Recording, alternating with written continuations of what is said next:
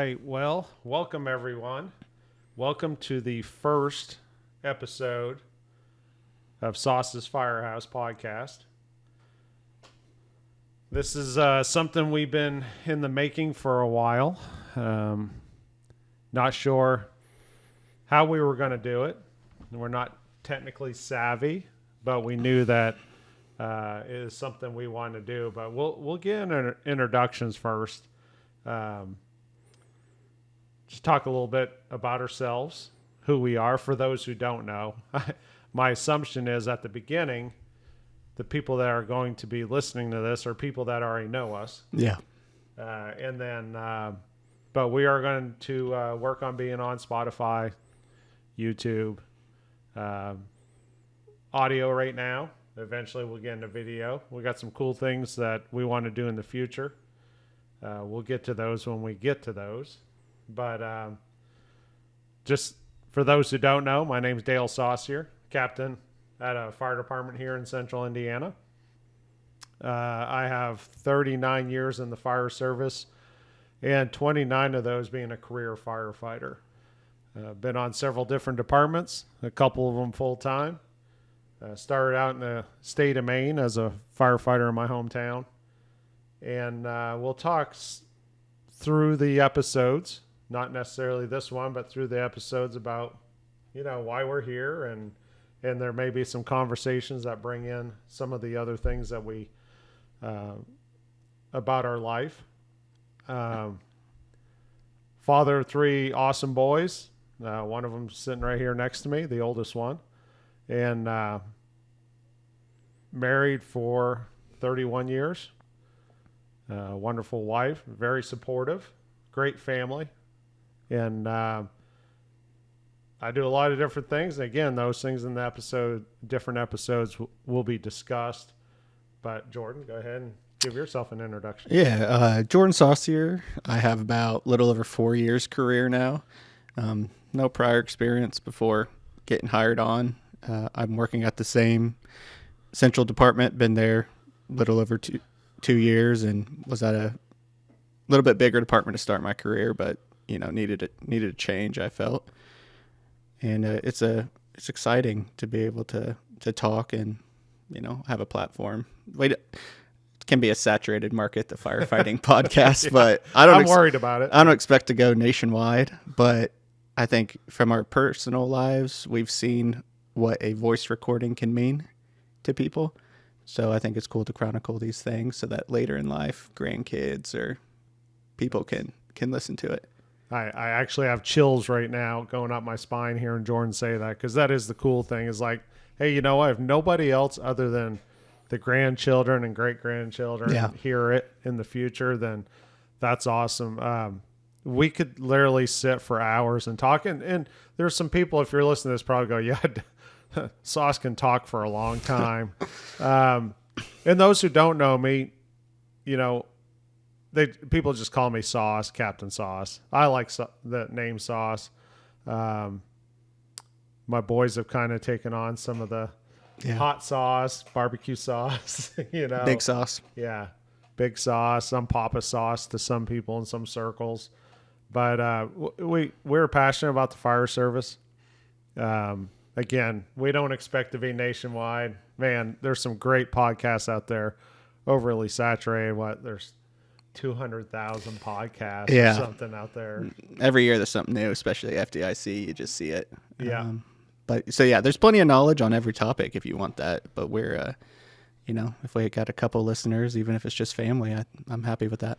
Yeah, and my goal with this, and I think yours too, and we've discussed, I'll be honest before I even get any further, is I'm kind of scared shitless to do this because I'm not tech savvy. I got to rely on people to help edit. Yeah. Eventually, your younger brother is going to do that, but he's so engrossed with work in college right now, I don't want to add more to him.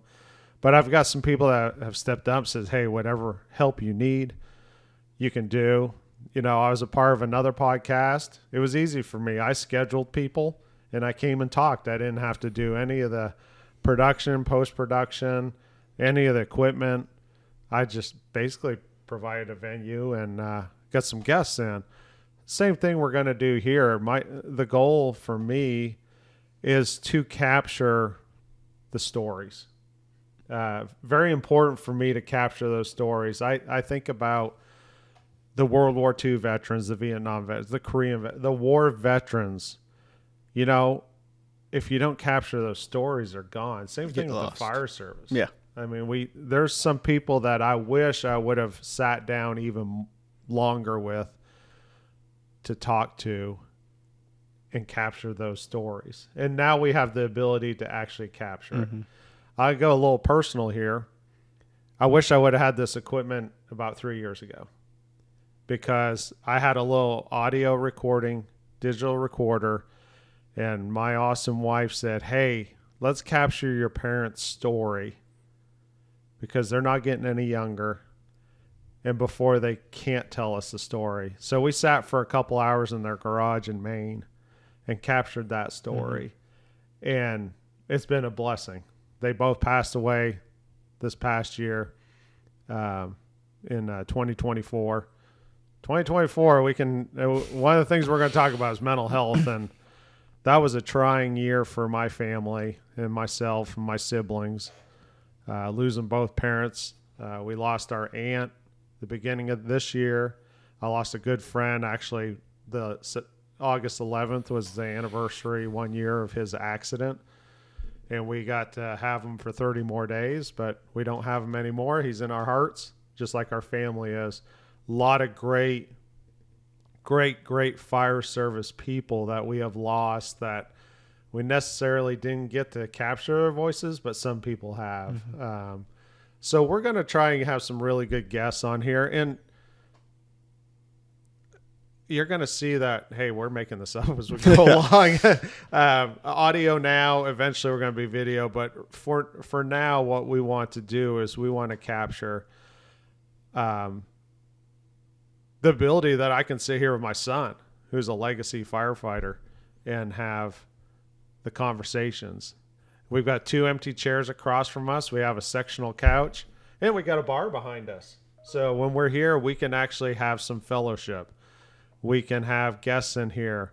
My goal is to have guests, and then people just sitting out. I love how Barstool Sports just has people sitting there. They're just hanging out. Just listening and hanging out. I would love to have that here, because I think it would just add, because everybody wants to hear the stories. I've been scared shitless to do this. I've had the equipment for several months. We've scheduled a couple times to sit down and canceled. Something came up. Well, guess what? We said, no, we got to do it. One of the cool thing is, I'm not going to announce who it is, but we're actually already going to be with someone else. Bringing on another group of guys, like-minded firefighters who have passion, have forward thinking. They love the fire service, and we're going to drink some drinks, and we're going to sit around and talk. That should be coming up at the end of the month. You're probably not going to hear me, hey, this is episode number 16, because they may not come out in the correct order, because our goal is we would like to get something out every 3 weeks. 2 weeks would be awesome, but 3 weeks, 4 weeks is more manageable at this point in our lives. But we also know that the more you release, the more viewership, listenership you get. But we won't be Joe Rogan. No, it won't be a daily. So, again, what the vision is, and we'll talk about some of our vision, but then we'll also talk about a few topics. We're always going to have topics. And those topics, what we envision is we're going to have fire service leaders and individuals, obviously from Indiana. We will be traveling some to capture those people, because I'm not going to expect them to travel here to Sauce's Firehouse. But we may also go visit people, because there's some great people that I want to capture their stories. We want to have a huge emphasis on, preserving the fire service and valuable training. So some of the things we want to do is we want to talk about mental health. We want to talk about obviously some trending topics. We want to talk about fireground stuff, rescue, even EMS. I'm not going to talk about EMS, but we'll bring in great guests who will talk EMS. But we want to get everybody from the probationary firefighter to the state fire marshal to fire chiefs to captains to aspiring people to retirees. We want to get the whole gamut. And we also want to do financial planning. I think that's an important thing. We don't really discuss when we first get in the fire service. We'd rather go buy a boat or we'd rather go buy an RV. What's better than owning a boat or RV is have a friend that has owns them. So that's even better. I even see Jordan and my middle son, his other brother, Zach, sitting here, and I'll be the one taking care of the controls, but them talk about football after Monday Night Football or Tuesday and talk about the weekend football games. I think it'll evolve beyond the Firehouse too. And I know we've talked about wanting, we could very well have, our moms grew up with it, and then I'm newly engaged, and to someone who's never been around the fire service before, just having their thoughts on what it's like, let alone, her 30 plus years of being a wife to a firefighter, and how I think we all are well aware the career is more than just a 9 to 5. It encompasses your whole life. And, I have 2 younger brothers, to sit them down and talk about growing up with a dad that's a firefighter. Yep. And, I never felt it was a detriment to my life. You're the coolest kid ever on career day because, he pulls up in the fire truck. But it is a unique thing for someone to be away for 24 hours at a time at minimum. And I think everyone's well aware overtime is way more than that. Yeah. And Jordan brought it up, but I definitely want the spouses, the significant others, because they are the true heroes. They're the ones who got to raise the kids. They got to go to the events. They got to explain on holidays why mom or dad's at the hospital at the firehouse. So we're working on our tagline, but I can kind of see our tagline being like Sauce's Firehouse, discussing what's discussed at the firehouse. Well, almost anything. Yeah. Because there's some things we're not going to talk. I do not want to bash fire departments or administrations here or other firefighters. There's plenty of that. There's plenty of that. Yeah, there's other podcasts if you want to hear about how. I think that's could be a topic in itself. Is I feel like there's this thought that the fire service is just bad right now. As good as it is, it's bad. Yeah, or how this isn't the best job in the world anymore. Or how there's changes, which there's changes in the whole world, but there's been changes since the first day of firefighting. Well, to go along with that, and like I said, we're like squirrels. I mean, it's shiny objects we can change on a dime, but to go along with that, Jordan says it's a bad time in the fire service. I see a fire service that's better when it comes to training. People aren't afraid. I remember when you pulled hose lines on a fire, and it didn't matter how they got re-racked. Just as long as they were back in there, didn't care. It's going to pull out. And now there's just so much content out there, so much training. We had to go to weekend fire schools. And now there's fire conferences everywhere, whether it's a lecture conference or it's got hands-on or a composite. We got FDIC just up the street from us, which is its own thing, good and bad. I like the micro conferences. You go there, it's more intimate, more personal. But whatever you do, it's really important to get mentors, to get and network. We had a time where there was a big push for online classes. Your certification's online. I think there's a time and place for that, but there's some classes that absolutely have to be in person, because there are people that I talk to now and actually work with at my current department that I took firefighter 1 and 2. Well, I was first and second class firefighter back then. And we still network to this day. I think our biggest problem is we eat our own. Yeah. We definitely eat our own. We say we're there for each other. Oh, we'll be there when themselves or a significant other has cancer and an accident. Maybe they need some help.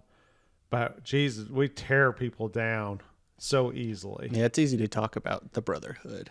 Oh, yeah, And that the brotherhood, and yeah, it's definitely a slogan, but it's very rarely maybe seen except in like dire crisis. yeah. And we see dire crisis. We see it at FDIC and potentially our annual awards banquet. And then after that, it's like dog eat. Which dog everyone hunt. hates that also. Yeah. So Yeah. I mean, that's could be a whole another different topic. discussion. Yeah. So those are things. Eventually, we want to do video, and we want to do. I like what National Fire Radio does, and they go out and about. I want to do training center visits. I want to go to firehouses and have firefighters cook, and then telling stories and break bread together and stuff like that. But there's so much we can do before that point, because we need to dial this in. I know this is going to be a scattered mess, the first probably 200 episodes. Yeah. But just like the Firehouse, I find that sometimes our scattered trainings, the discussion around the table leads into some of the best trainings that you can have, versus some of the organized ones. What do you see, Jordan? You've alluded to a few things, but I think we have a good plan of what we want. And for me, we should probably write it down. Yeah, probably write it down. But like I said, for me, I was like, if no one watches this, I still got to sit down and have a conversation with my dad about firefighting, which is fun. And if one person enjoys it, there's been a couple people reach out to me asking like, oh, when your previous podcast you were on, when are they doing more episodes, or when are you doing this? And I've alluded to the fact we've thought about doing our own podcast, and they're like, well, second it goes live, text me. Yeah. It's kind of cool to hear that they're like, you're someone, it's nice to hear someone you personally know talking about it. Yeah. And, so I don't need a bunch of listeners or anything, but if one person enjoys it, then I'm happy with that. Eventually I will release a way to contact us. I guess we probably should have had a specific email for this set up by now. I don't want my personal or my work one on there, but we'll put an email out there. And if you have an idea of somebody, you're like, oh man, this guy, firefighter X has this awesome story that we don't know about. Let's capture that. We always talked about early on, people would say, don't let the guy walk out the door retired with the slideshow in his head. Mm-hmm. And now we can say a PowerPoint or a podcast in his head. Get that information. The previous podcast, we had like Captain Mike Spaulding. I want to get him back in. I want to still do retired IFD. His story is so compelling. We need to learn from what has happened in the past, because we're doomed to repeat it if we don't, even though we still do. Because firefighters don't find new ways to get in trouble. We generally get the same way. Social media changed that a little bit, but now we're getting in trouble. Now you can watch them get in trouble. Yes. And that's another thing too. It's easy to sit back and critique a video. Yes. Not being there. Yeah. And we talk about that when we do trainings and things, that especially certain topics we teach. It's like, look at the video, but look at the fire, the dynamics of it. We're not going to talk about tactics. Right. And most of you that are going to be listening to this know, Jordan and I, we go around and we teach fire behavior. And it has a classroom component. It has a tabletop demo component to go along with that. We have some videos in there. We built our own PowerPoint for it. So it has videos and everything in it. It has some of the IFSTA information. We do Fire 1 classes on fire behavior, chapter 4, and we don't use the slides. We don't use the 200 slides. We have about 80. We hit the key things. I always tell everybody they need to read the chapter. We do the tabletop skills demos, and then we go out and do small scale props. So you can call it a dollhouse burn, whatever. There's some people think they're dumb. You know what? let's have that argument, because I will prove to you that there's some legitimate training in that. It's fire behavior training. It's not search, extinguishment training, ventilation. There's some cool things. But last year, I think we did probably 32. Jordan hasn't been able to been every one, but I have about 32 presentations last year. We've done less this year. We've got a couple more coming up, but those are the things. Those are important things to do. But the really cool part about going around, and we've been all the way from Portland, Indiana, down to south of Bedford, doing these presentations, and actually further, because I went down to Scottsburg, a couple months ago, which he's on the list. Eric Jones, the training chief. I know he's going to listen, but he's on my list. He's such a talk about passion and being a good person. There we go. That's going to be one of our people. But it's to talk to the firefighters. It's cool to go to these fire stations and these firehouses and look at the equipment, look at the history on the walls. That's what I love, the history. And I know eventually people will see my bar in here, my little man cave, but it's got history here too, my history. But I think it's important for us to have that history. But talking to people, majority of the people are doing it for the right reasons. For the right reasons. We shouldn't be doing it for stickers, for lights in our vehicles, T-shirts. Should be doing it to take care of people. Yeah. And we generally, especially, I mean, we've done 30 member academies to just a couple people showing up from a volunteer department. And especially when you go to the volunteer level, like if they're willing to take time out of their night to show up to a training, it means a lot to us and shows that, you know, truly you have the most passion because you're willing to do it for nothing in return other than the fact that you want to give back to where you live and the community members within it.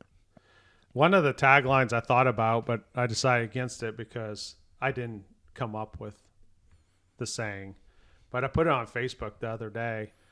It said, let me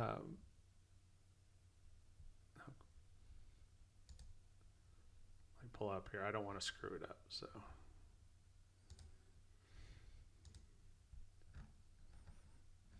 So you have two choices being a firefighter. You can contribute or you can contaminate.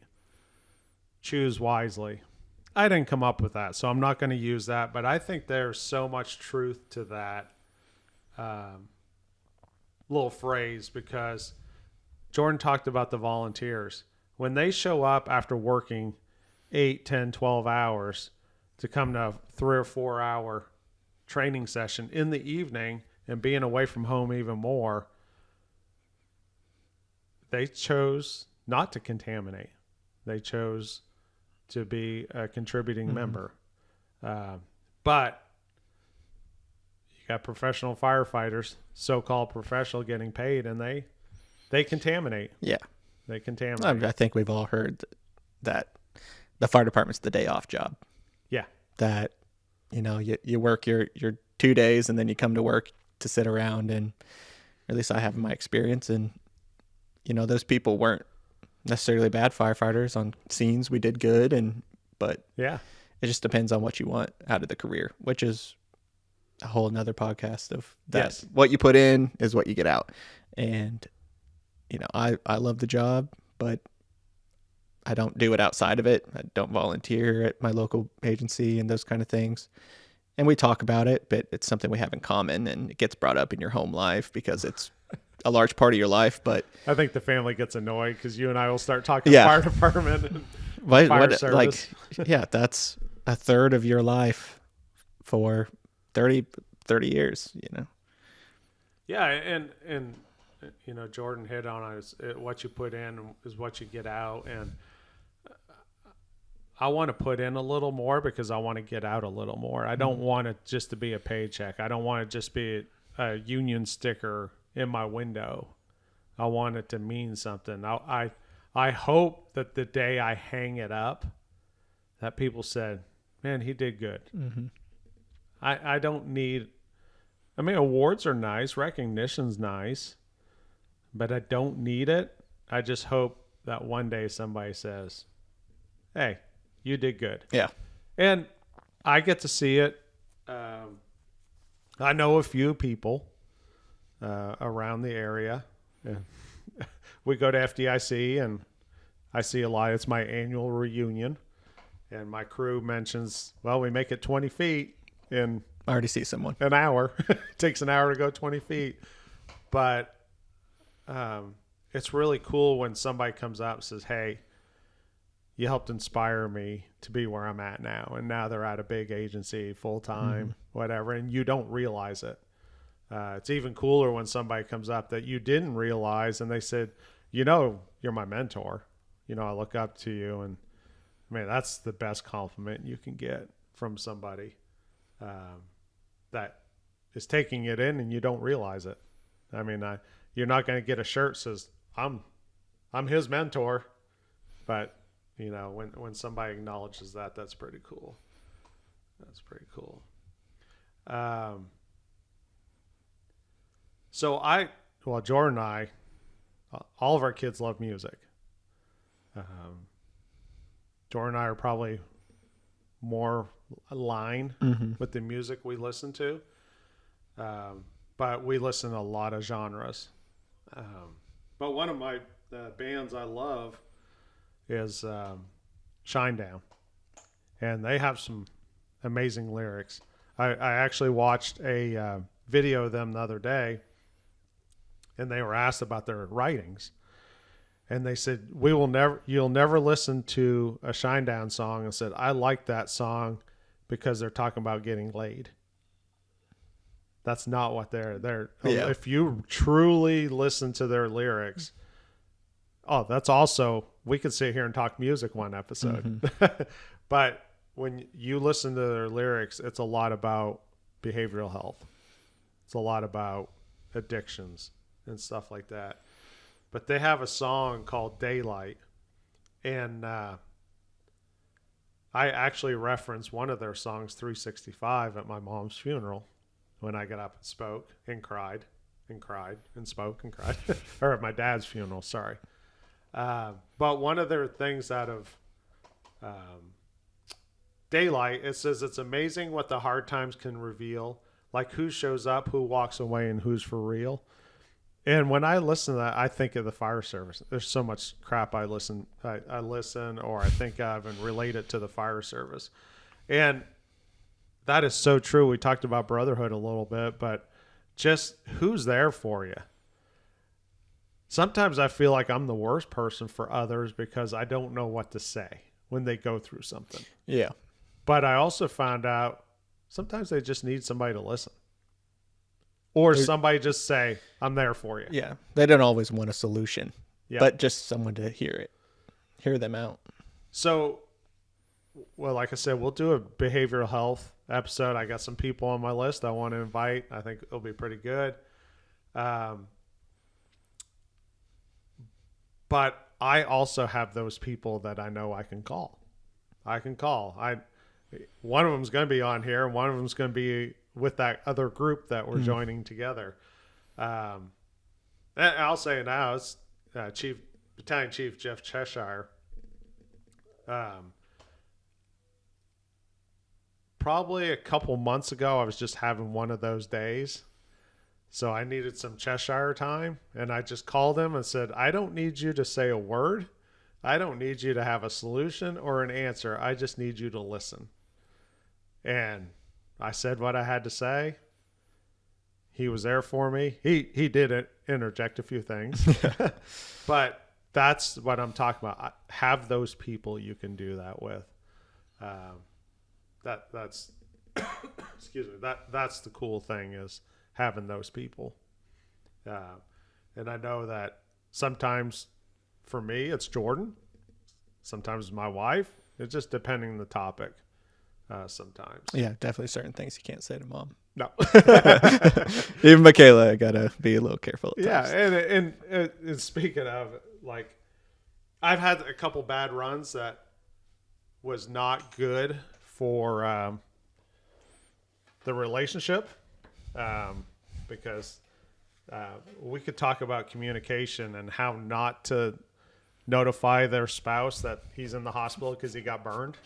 I can write a story about that.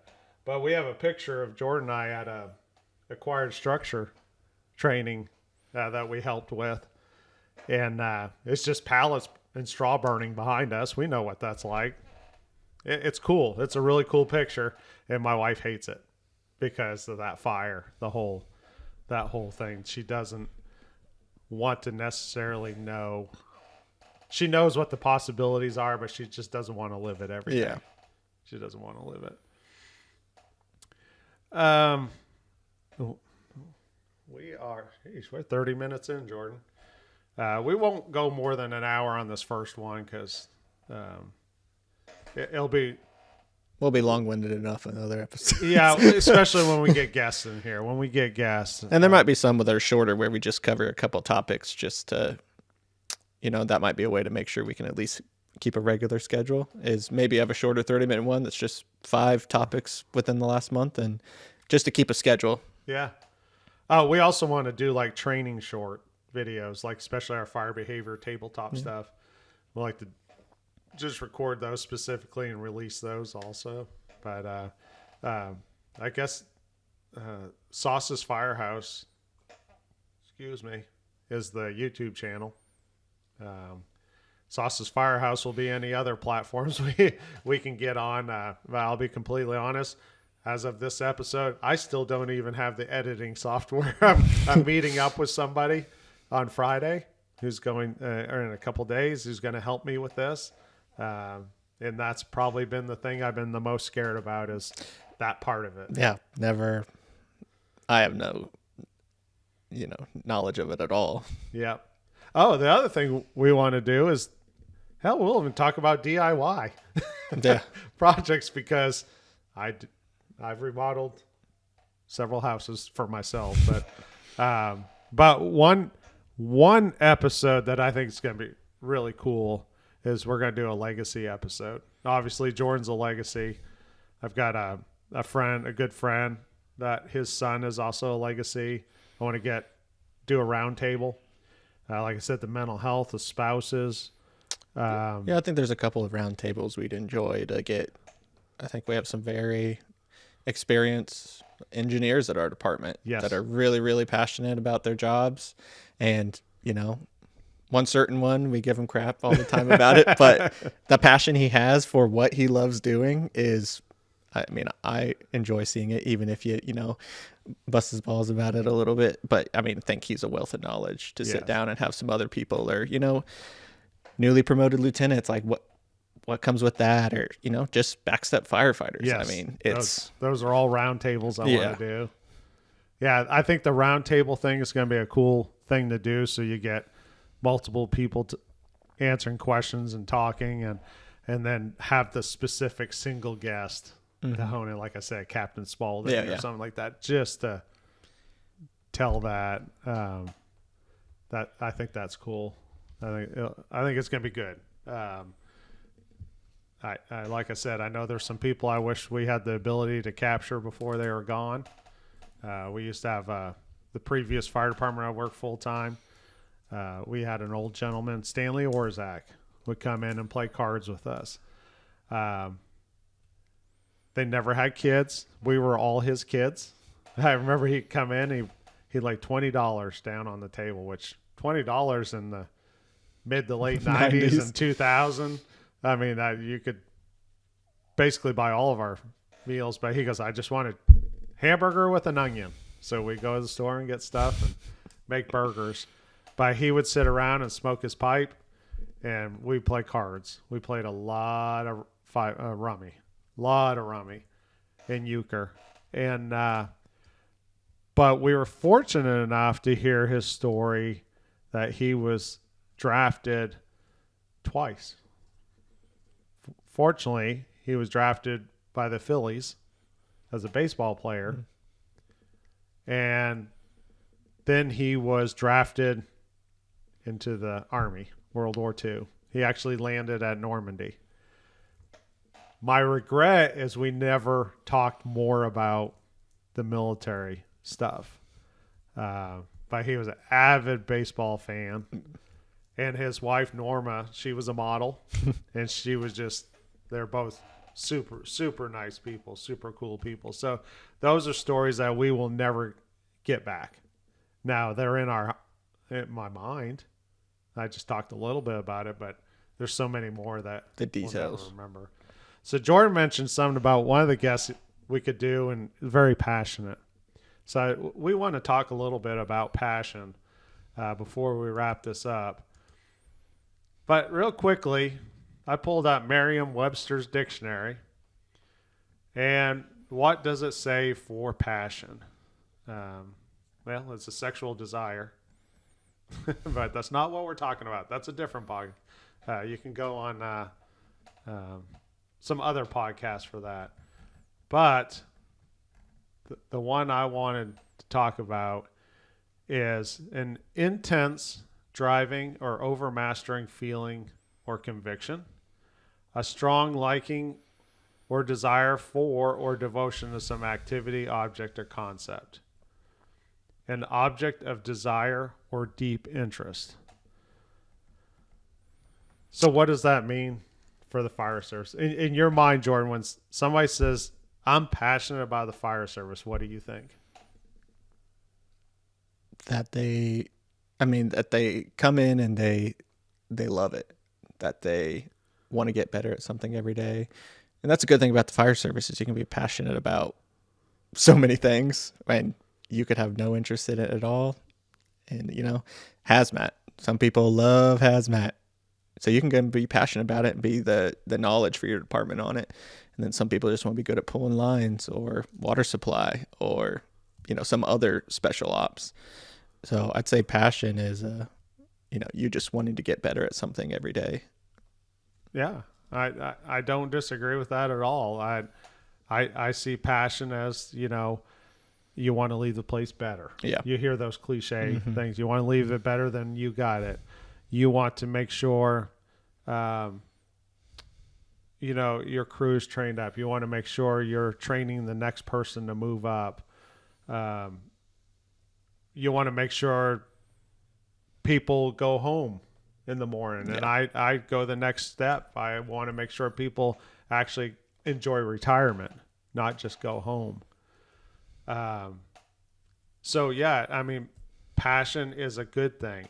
Now, sometimes passion overwhelms your personal life. The fire service, you could easily destroy your marriage. Look at the divorce. I'm one of them, but I fall into the category. But this can really become everything, especially if we're very fortunate that we have great staffing.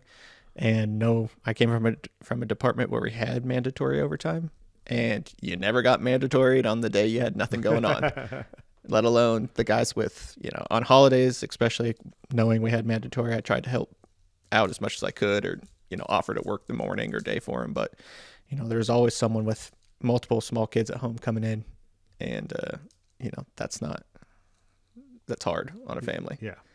And passion has gotten me. My family suffered too many times, and I had to wake up and say, nope, they're most important. Because literally I could be involved in trainings every weekend, but those are few and far between. If I schedule a training on a weekend for you or with you or at your department, then there obviously is a solid friendship there, because my family time is so valuable anymore. I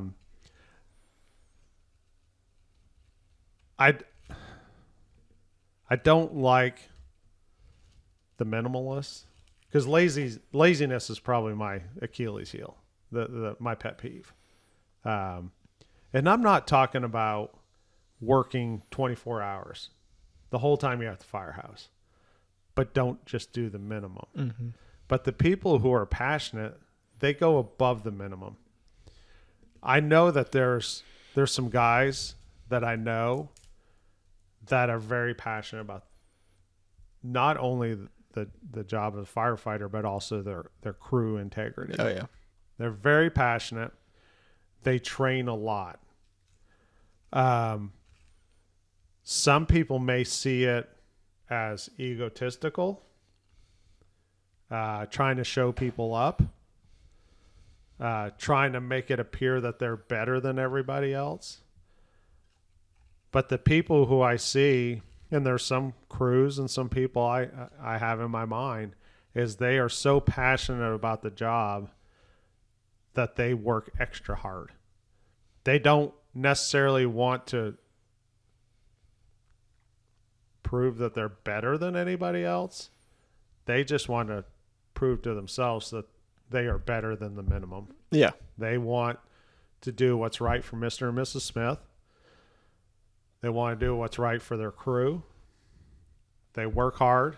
They train hard. They still have fun. I train my crew a lot, but I don't train them even as much as this crew.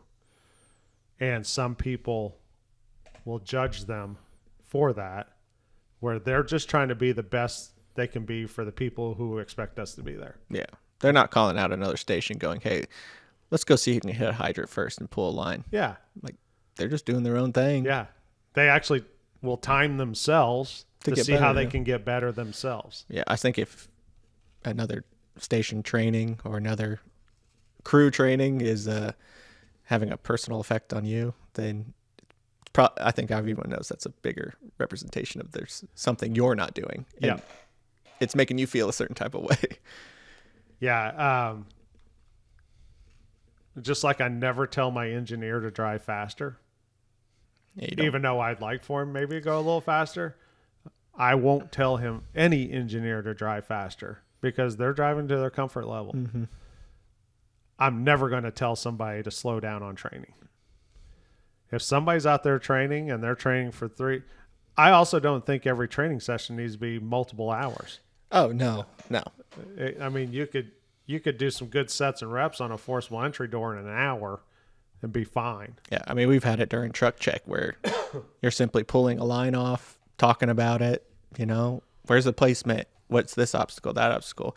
I mean, and by the time the engineer's done doing all of his truck check, the backsteppers have, had our own little 30-minute training about like what we might do or what do you, me being a backup firefighter, I do certain things differently than someone else. And we do have a couple floats on my shift that come out. So, you just, what it is. Because usually if they float out, then, you'll give them the nozzle and I'll back them up.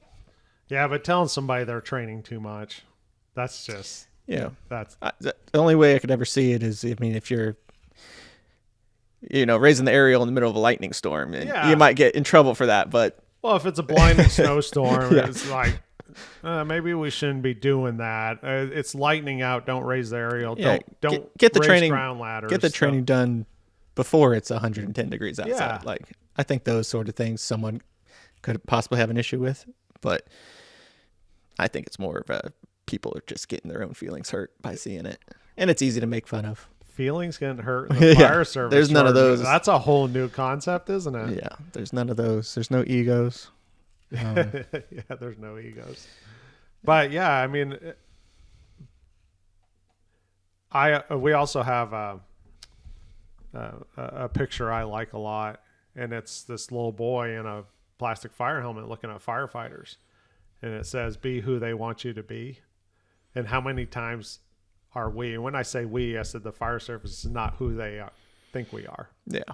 I mean, we have the saying, you can trust a firefighter with your life, but not your wife. Yeah, I think we're pretty privileged where we work. I've been in a department that was quite a bit busier. And, I think if the general public saw what most of the day in the life was, I think we've seen the videos of people mad about where they decide to go grocery shopping. Yeah. My tax dollar, but there is a thing where you can not do a lot of runs or you might sleep all night, but you didn't sleep. Yeah. It's not restful. No, it's not restful. To be constantly on edge, waiting for a call. And then now we have computer screens in every single room, and it's like Pavlov's dog. When you hear that tick, everyone looks at the screen. Is it the next run? Well, fun fact on that, my Firehouse, all those screens are muted. Oh, yeah. Even the one in the engine, because it's exactly like Jordan said. You'll sitting there eating, you hear a click, and everybody turns and looks at the wall-mounted MDT. Yep. And it's just, it's a bad, and then you're always on edge. So, I mean, that's a sleep deprivation episode would be good, because that almost goes hand in hand with the mental health. And the mental health isn't one episode. No, that's going to be multiple episodes. But yeah, so when you have passion, the worst thing you can do is steal somebody's passion. So we won't let anybody steal our ketchup or our snacks out of our pantry, but we'll let people steal our passion all the time. I do feel fortunate that I'm at a department that people want to be good. They don't want to be good. They want to be great. Yeah. And we don't do a lot of runs. I mean, we do more than a lot, but we're also not, we have some idle hands. So, passion. Dude, if somebody's passion bothers you, then maybe it's time to look in the mirror, because that finger should be pointing back at you. And I think the passion's different too, especially where we're at now. We're hiring people with, for the most part, a couple years experience, but being at a department where we had multiple classes that I helped out with training that were brand new firefighters, the passion can be seen in different ways. Yes. And then the passion can often be misunderstood as,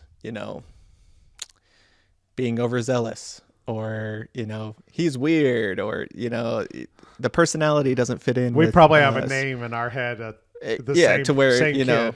I call he just, him a kid, but just wants to get better, but, he's maybe a little awkward. Yeah. I mean, and also, the way he was raised was different than most of us. So he's a little sheltered. Mm-hmm.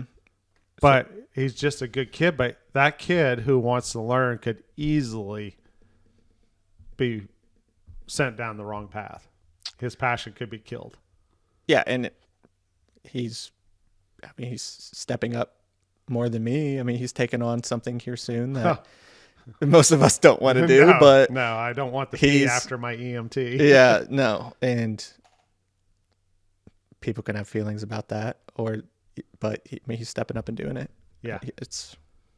I struggle with I'm not a trained, to ride up to be an engineer right now. And people have asked, and no one's pressured me to do it. But I mean, there's I grew up around it. And I think in some people's mind, that's equated to me having a lot of experience when I've only been doing this for 4 years. I've barely been on a back step, let alone driving. So maybe it's my own head that's like, thinks there needs to be a timeline, which I don't think there does but that's a good thing about being your career is you don't have to promote. You don't have, I'm big on that. Second the department comes and starts forcing people to do things, the morale goes down and the quality of that position goes down. Some people aren't meant to drive a truck. Some people aren't meant to be in the seat. I mean, I think you can have a long career and impact a department greatly from the back step. Well, and you talked about passion. You have one guy who's passionate about pumping. He wants to get every ounce of water out of a source and out of a pump that he can. So there's that passion. Dale Saucier doesn't have that passion for that subject. Yeah. I have passion for fire behavior and hose line and stuff like that. Some people, everybody has different passions. So just because somebody doesn't want to discuss ventilation for every day for 8 hours a day doesn't mean he's not passionate about the job. He's just more passionate about other something things. Else. Yeah, and that's the thing about this. And if your passion doesn't align with my passion, then that's when people's feelings get in the way of certain things. You're called a mutt. I mean, people have heard the term mutt before. Well, mutt is very subjective. there's the term we think it is somebody against the fire service, somebody who's lazy and doesn't want to train. But that person who's lazy that we're calling a mutt could think we're a mutt because we didn't have our T-shirt tucked in or something. So uniforms could be a whole nother subject. But, once again, we're lucky. Yeah, we're lucky. We're lucky. I will publicly say that I'm at an agency that we have a great salary. We're not running till we're exhausted. Mm-hmm. We've got time to work out. We've got time to train. Great equipment. Top of the line. Yeah, top of the line. I mean, we have a 2021 reserve engine we're about to have. So we have a primary ladder. We have a reserve ladder. They have a tiller on order. So there's things that are awesome about the job, and you're not going to find what you perceive as the perfect fire department. No. It's what you perceive, because the perfect fire department is you're taken care of, your family is taken care of, because a lot of fire departments don't give a shit about your family. Mm-hmm. They don't care about your days off. They don't care about your mental health. They don't care about, making sure that your joints and your injuries are taken care of in-house with a trainer. You don't have that, and we're fortunate that we do have that. Previous department we didn't even eat together. We didn't even pay in and eat together. Yeah, we didn't have meals. And now it's almost unheard of. Now it's like we have people that are on diets or gluten-free or this diet or the keto diet or whatever it is, but they still sit down and eat at the table. Yeah, you're expected to still be there at noon and 6. Yeah. Because I think we're all aware the kitchen table's huge. You can solve all the world's problems there. One thing I do too is when we're in the engine, whether it's going to the store, going to train, whatever, you're not on your cell phone. Mm-hmm. That's my time. When you're in the engine, it's our time as a crew. Look out the window. Look at your district. Look at the buildings you're driving past. Ask questions.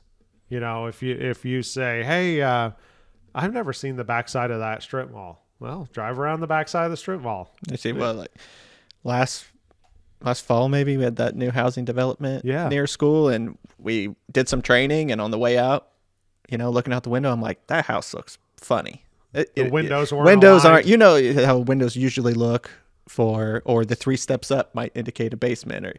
So I'm like, let's go check that out because we're still working on it.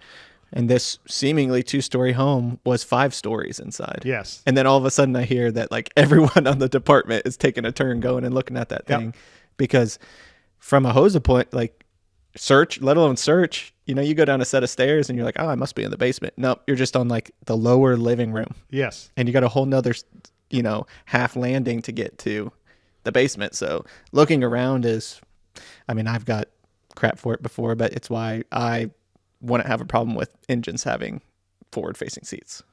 I enjoy that. Yeah. At my previous department, I only sat in the forward-facing seat because I don't see I don't know where we're going riding backwards, and I know it's the back step and it's to the tradition. But what happens when you're going on a fire?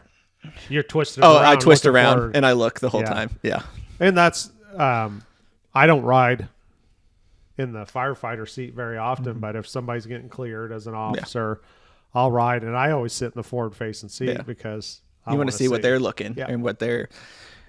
When they go, oh crap! I want to see what it is. But on the flip side of that is you can have all the passion in the world, and we talked about it a little bit. That you can have all the passion. You're going to the conferences. You're reading. You're listening to the podcast. And you feel good. Everybody feels good the first 2 weeks after FDIC. Everybody feels pumped up. They heard the bagpipe 100 times. It's brotherhood. I want to train. And what happens? Sometimes as they get back, hey, I learned this. Can we go work on this? Kid, just sit down. Why are you bringing that shit back to us? That kills passion. Yeah. And the agency can kill passion. Again, I'm fortunate that my battalion chief, if I say, hey, I want to go to the junkyard or I want to go here to train in a side district, he says, okay, put it in the calendar. Yeah. He doesn't, unless there's something going on, he doesn't ever stop me from going somewhere to train because he wants his crews trained. And but then you look at social media and you look at what's going around. I mean, there's a fire department here in Indiana that, I mean, they just voted a no confidence against their fire chief. 98%. 98% of the people. That means the fire chief and somebody else didn't. And he's been in for decades. Yeah. And they literally have a guy who just retired. He retired after 35 years, and now he's filed a federal discrimination lawsuit against the fire department. But recently they released, and they know they're all being watched and being scrutinized. I mean, the wrong guy, but yeah. So they go and there's a guy on light duty, and they said he's out there doing side work, doing other work. So they hired a private investigator. The city's human resources team is investigating. They did facial recognition with the police department. They spent over $60,000 to find out they were following the wrong person. So whether that person, and I don't know the other side of the story, maybe the guy who was injured is doing something wrong. Maybe. But now you got a guy who's going to the firehouse, who's not on light duty, is not on a leave. being followed on his day off. He could be the guy that is, woohoo, I love this fire department. This is the best job. And now what have they done to that guy? They've killed his passion. They killed his drive. Potentially. So maybe that was a random topic when we were thinking about what to say was sick time is, and it's something that gets talked about often. Yeah. And that certain departments I've seen are implemented that they have an HR individual or someone shows up at your house. Yep. Knocks on the door if you call in sick. I'm like, the morale would be gone. Yes. Because, I mean, whether for right or wrong, you earn that time off. And well, here's the thing too. When you call in sick doesn't mean you're at home. no. What if you're at the doctor? What if you're at the pharmacy? What if it's your kid and you had to, what if it's your spouse? I mean, there's extenuating circumstances that means you're like, if I'm sick, I may be at the spa because I'm getting an IV infusion. Get an IV infusion. So could you imagine if somebody saw me walking in, I call in sick and then I walk into a spa to get an IV infusion? What do you think people are going to, there's going to be somebody going, can you believe what that, he's going to ruin our sick time when I was actually going in and getting medicine. Yeah.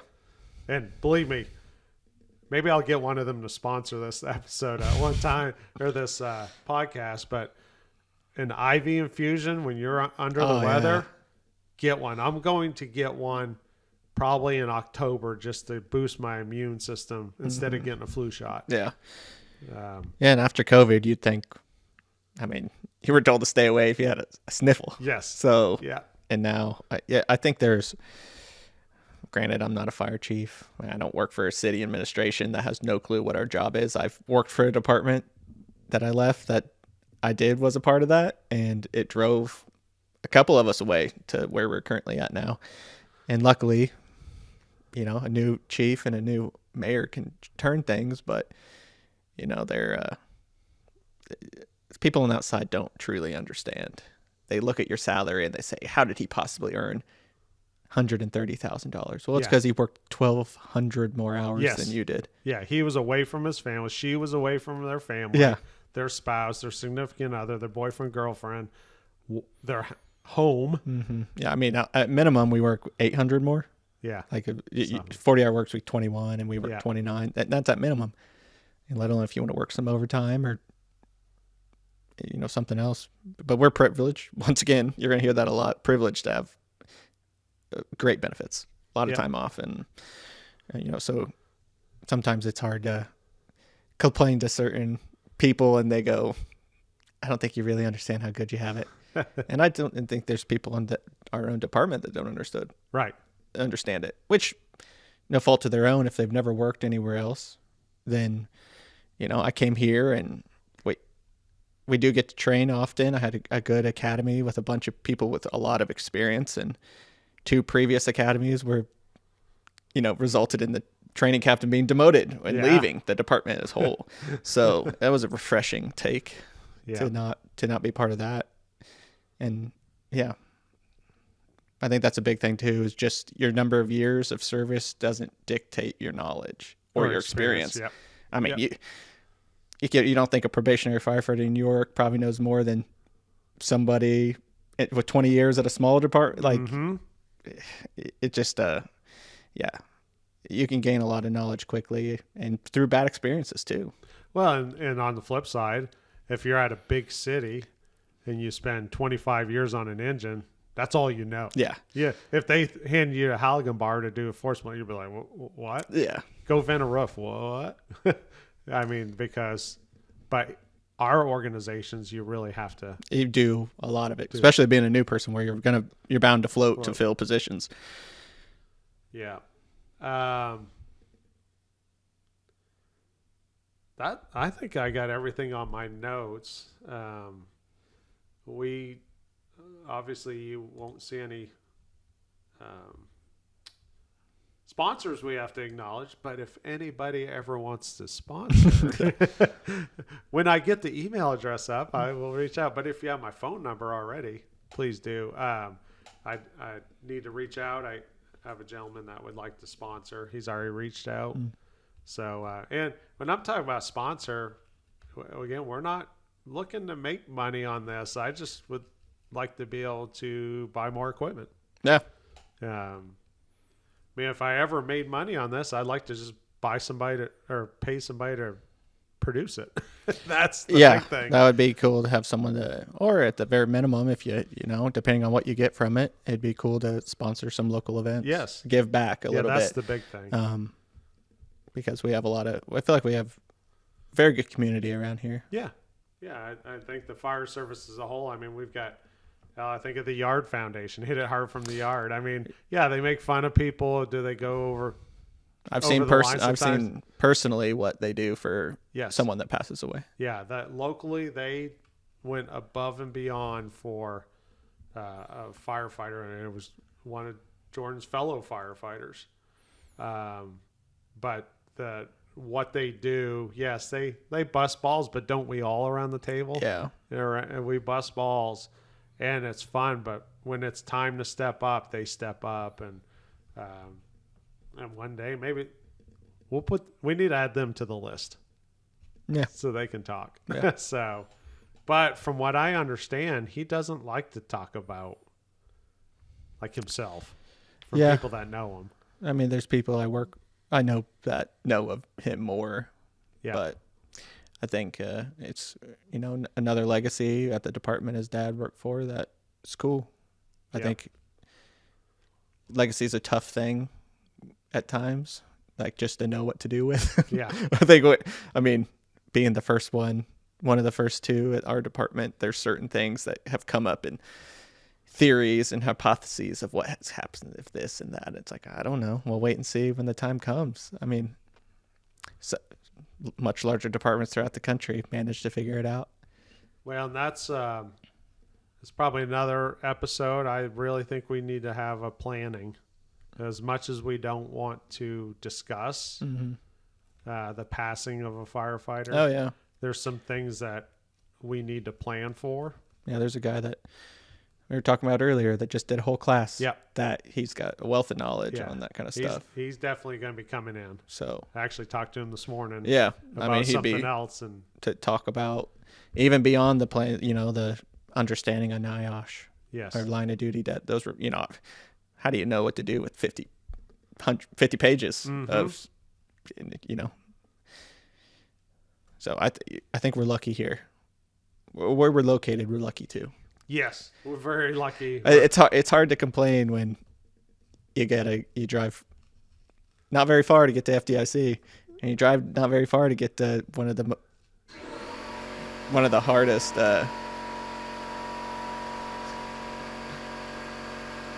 Sorry about that. I also have a workshop here. So for mental note. We'll just wait for it to go off. Yeah. We'll edit this out. Yeah, this will be cut out by our.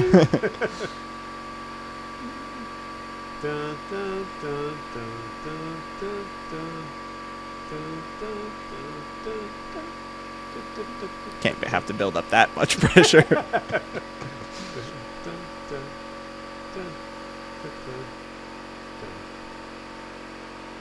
I could always. Oh, there we go. Oh, yeah. Hey, at the end of the Jeopardy tune. And cutting. Yes. Yeah, back in action. Yeah, That's that. We have FDTM. one of the hardest. People come from all over the country to go to that place, and we have another company that does amazing training that people come from all over the country to go. So I'll shout out ARS, Yeah. Advanced Rescue Solutions, FTT, and I mean, Fire Department Training Network, Jim Yeah, I know. McCormick. He's on the list. Actually, I want to go to.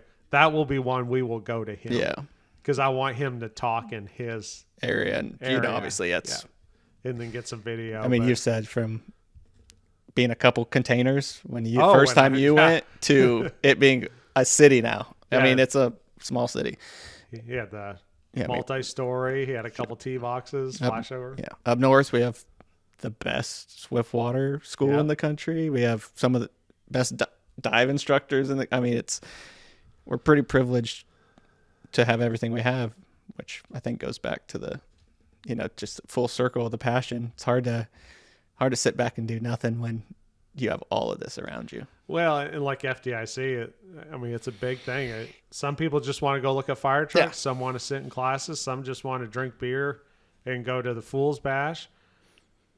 My thing is we still have people at our department. We get free passes because we provide manpower and equipment to support the hot days. And we have people that don't use that free pass to go downtown. And like I said, sometimes I may only sit in one class. Yeah, last Maybe year two. we only went. Yeah, I was only able Yeah. to make it one day. But I also have a hard time sitting still for a long time with a lot of people. But walking around, you gain so much walking around, talking to people, and take the time to listen. Take the time to ask the good questions. Spend less time trying to tear people down. But I think we're going to wrap it up. Looks like we are. Oh, we're over an hour. Yeah. So before I close it out, do you have anything, ending remarks, Jordan? No, very scattered episode, and when we have a certain topic, it's going to be much more thought out. But that was just a general. It's more to come from here, and we'll have, I think we'll have some pretty cool people on. Yeah, I do too. Yeah, I'm looking forward to the possibilities. The possibilities. Again, we're not going to be a Joe Rogan. We're not going to be a Weekly Scrap. We're not going to be No, if it doesn't make it National past Fire yeah. Radio. It's just a father-son sitting around talking to other people. Yeah, at the end of the day, it's truly for us. Yeah. Like I said, it's cool to later on from now listen Yeah. and do stuff, and especially because even though for the last 10 years it's been 5 years that you're going to leave. Yes. Like the time will come where you aren't at the Firehouse anymore. So that was a conversation I had yesterday with a gentleman he's got like 3.5 months left, and he's scared to death. Now he's got a good thing he's yeah. gonna do, but he goes, since the mid 80s, I've only known 24-hour shifts. And I said, it's funny because, I was talking about, man, when should I do a drop? When should I go? And I got teary-eyed because I'm like, this is what I do. This is what I know. I really don't want to go work where they tell me when to go to lunch. Yeah. Yeah. Yeah. It's going to be tough, but hopefully when I walk away from the 24s, I'm not done. Yeah. I'm not done. But so I'm going to go ahead and close this. Again, thank you for listening to this first introductory episode.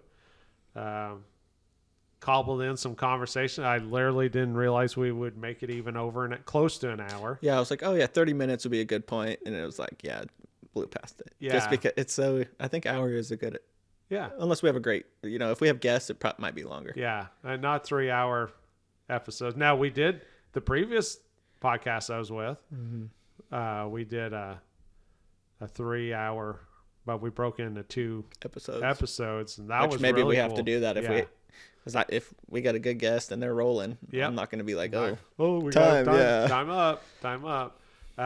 But in closing, I just want to say, don't lose that passion. Stay up on it. Use the good parts of YouTube. Get out there and train. Make it better for the next person. And just don't stop. Don't stop. Be a steward of this profession. People pay us, at least us, a good salary to protect them. They don't ever want to use us. But whether it's a lift assist or whether it's a multi-alarm fire, they still expect rocket scientists to come out. Because that lift assist, that's their worst day. They may have never called 911 before. And yes, they do suck. But we're also there for them. So thank you for listening. We're going to be signing off here. And hope the next episode we'll have the email address that you can contact. Or if this is on the platforms, excuse me, you can comment. And then we'll respond to those. So from Sauce's Firehouse, we're signing out, and be safe and have a good day.